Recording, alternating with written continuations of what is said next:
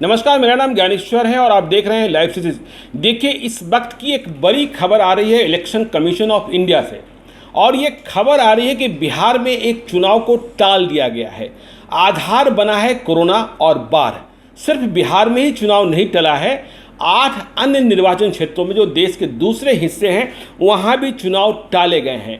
तो election commission of India का जो आज निर्णय हुआ है, इससे बिहार विधानसभा चुनाव को लेकर भी कई संकेत मिलने लगे हैं। देखिए, इलेक्शन कमीशन ऑफ इंडिया ने चुनाव कहाँ का टाला है? इलेक्शन कमीशन ऑफ इंडिया ने चुनाव टाला है बिहार में वाल्मीकि नगर लोकसभा क्षेत्र के उपचुनाव का।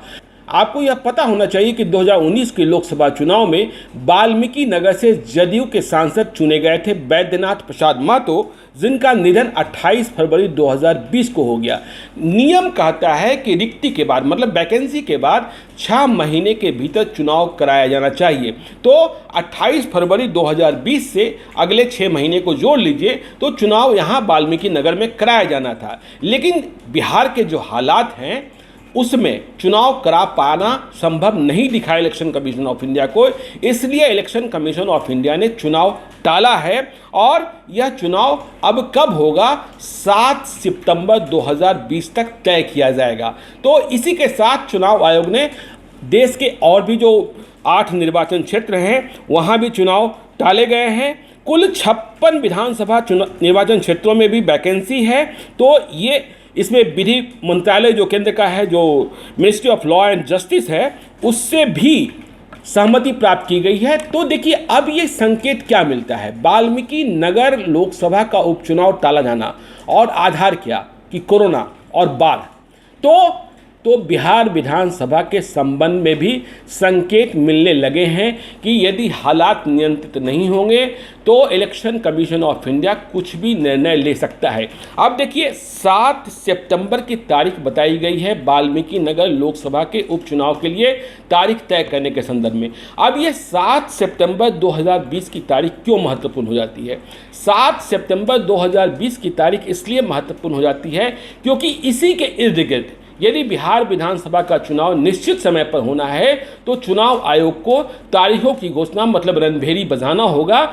जो उम्मीद है और जिस बात के संकेत हैं कि यदि निश्चित समय पर चुनाव होने हैं तो सितंबर के पहले या दूसरे हफ्ते में बिहार विधानसभा चुनाव की रणभेरी बज सकती है, और जिस दिन रणभेरी बजेगी उसी दिन से आचार संहिता भी लागू हो जाएगा, मतलब कोड ऑफ कंडक्ट। तो अब यह देखना होगा कि 7 सितंबर तक बिहार के हालात किस तरीके से रहते हैं और 7 सितंबर तक बिहार विधानसभा का चुनाव कराने को चुनाव आयोग तैयारी कैसे कर लेता है। आपने यह देखा इधर के दिनों में कि कोरोना महामारी के कारण जो चुनाव की तैयारियां हैं वो भी प्रभावित हो रही हैं। चुनाव कार्य में जो ड्यूटी में लगाए गए अधिकारी हैं उनमें भी एक की मौत हुई जो ट्रेनिंग प्राप्त कर रहे थे, और अब जो कोरोना है वो बिल्कुल वीवीआईपी तक पहुंच चुका है। आपने कल यह भी खबर सुनी, आपने पहले सुना कि बीजेपी के एमएलसी सुनील कुमार सिंह की मौत हुई।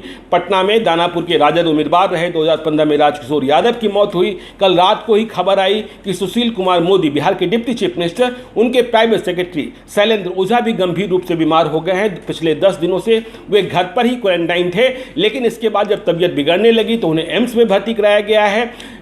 बिहार सरकार में ग्रामीण विकास कार्य के मंत्री हैं शैलेश कुमार, उनके पीए की मौत हो गई है। समस्तीपुर के सिविल सर्जन की मौत हो गई है। तो चुनाव आयोग का जो आज संकेत है वाल्मीकि नगर का चुनाव टाला जाना, और इस आधार पर टाला जाना कि कोरोना और बाढ़, तो यह बात बिहार विधानसभा के चुनाव के साथ भी जुड़ सकती है। हालांकि जदयू और भाजपा की कोशिश है कि चुनाव निश्चित समय पर हो, लेकिन आज जो इलेक्शन कमीशन ऑफ इंडिया ने फैसला किया है उसमें इस बात का उल्लेख है कि जो पैंडेमिक पोजीशन है, महामारी की स्थिति है, ऐसी स्थिति में जो चुनाव करा पाना संभव नहीं। वैसे यह बात भी समझ लीजिए कि वाल्मीकि नगर लोकसभा का चुनाव यदि अभी टल भी जाता है तो लोकसभा की स्थिति पर कोई फर्क नहीं पड़ता, लेकिन बिहार विधानसभा का चुनाव टलता है तो बिहार की सियासी जो स्थिति है वो बदलेगी। अब राष्ट्रपति शासन होगा या कुछ लोग आर्टिकल 372 का भी हवाला देने लगे हैं। तो ये सब बात संविधान विशेषज्ञ के बाद में समझेंगे, लेकिन चुनाव आयोग को देखना होगा। अब चुनाव आयोग ने इस बात के संकेत दे दिए हैं कि बिहार में चुनाव की रणभेरी बजाने के पहले